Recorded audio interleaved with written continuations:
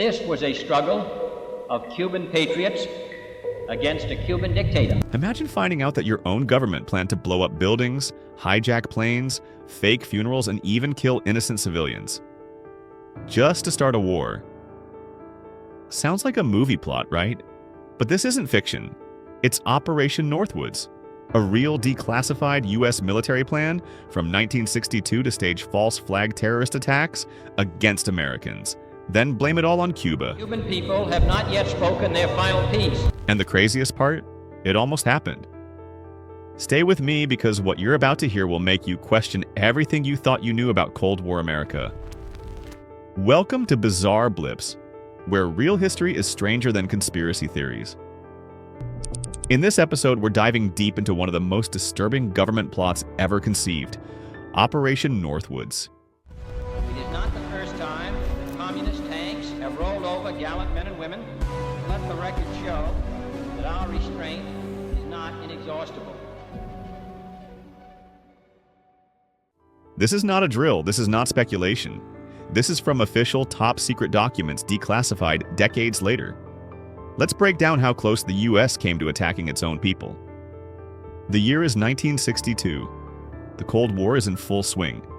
The U.S. and the Soviet Union are locked in a nuclear stare-down, and Fidel Castro has taken over Cuba. Washington is panicking.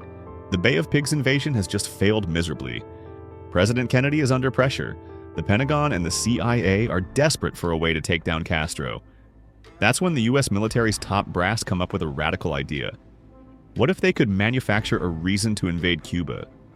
What if they could make it look like Cuba attacked America first? Public sentiment wasn't enough. Americans didn't want another war. They weren't going to support a full-blown invasion without a compelling reason.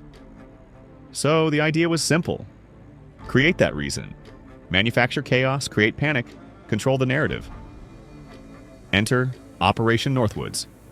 Drafted by the Joint Chiefs of Staff and approved unanimously by all military leaders, Northwoods was a top-secret proposal to create a series of fake terrorist events on U.S. soil.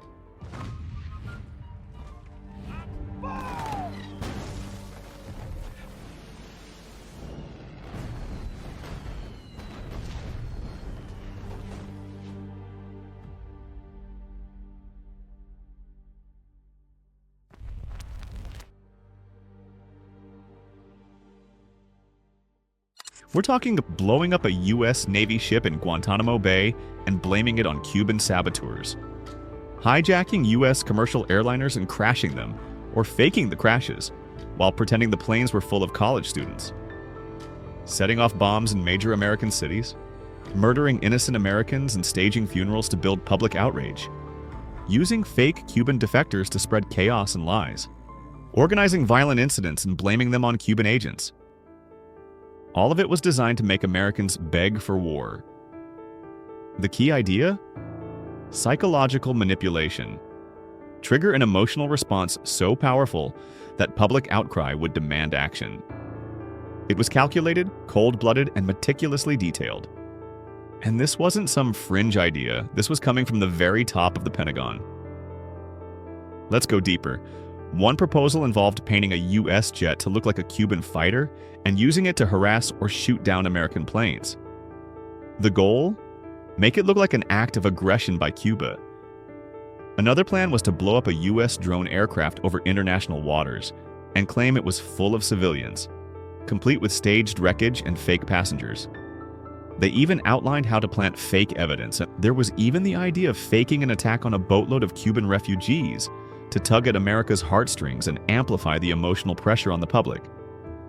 The phrase, casualties in U.S. cities, appears multiple times in these documents.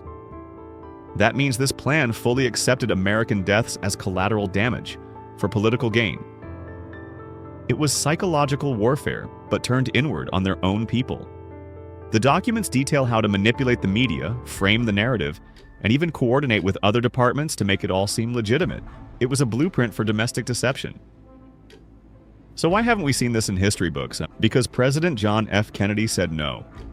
When the Northwoods plan landed on his desk via Secretary of Defense Robert McNamara, Kennedy was reportedly horrified. He flat out rejected the plan. This wasn't just a policy disagreement, it was a philosophical divide. Kennedy believed in transparency and diplomacy.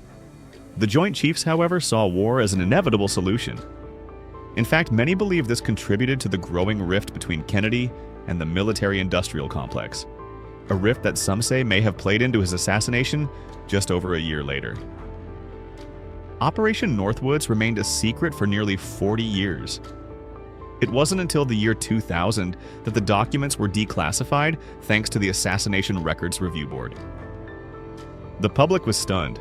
News outlets like ABC reported on the revelations, and the internet conspiracy forums exploded. Here it was, proof that a democratic government was willing to fake terrorism and kill its own people to start a war. Proof that conspiracy theorists sometimes aren't crazy. They're just reading the documents. The documents themselves are chilling. Handwritten notes, military stamps, words like casualty, sack,